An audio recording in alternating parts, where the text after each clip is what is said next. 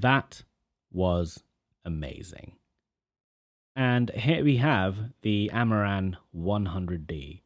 I have finally got this in my hands. I pre-ordered this back in December, and I've had to wait such a long time.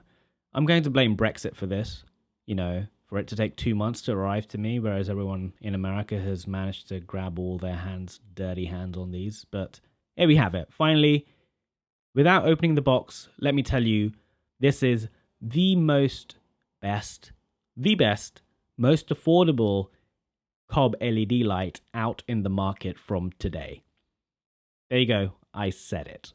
And if you disagree with me, then you can check out my SL60W video where people are bashing me about this, about saying this is going to be the best light for 2021 and the future.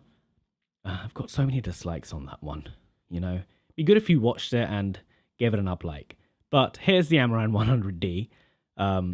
It's all plastic build. It's not like the slightly more expensive models out there, which are made out of metal.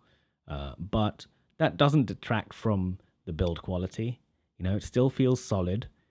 More solid than the SL60W. Yes. And here's the reflector. Again, it's a pretty big box they've given for 4 things. There's a reflector, there's the light itself, there's a hell of a lot of padding, which is good. I don't want my 200-pound LED to break, my cob light to break, right? So there's that, and satisfied. And here's the power brick, right? Unlike the more expensive models, much smaller, much smaller. And the reason I love Aputure is the little details, like this cable tie with their branding on it.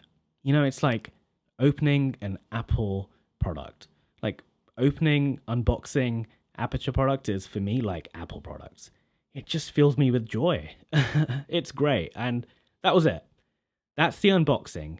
And it's pretty small, mainly because, there's only 4 things in there. And when you get rid of the box itself, there's not really that much going on. There's a light, which, like I said, is plastic build. Nothing special, but nice touches. You can put an umbrella mount. There's an umbrella mount there, which is good. The power cable, the LED screen, which lets you know what percentage your LED is running at. There's a Bluetooth reset button.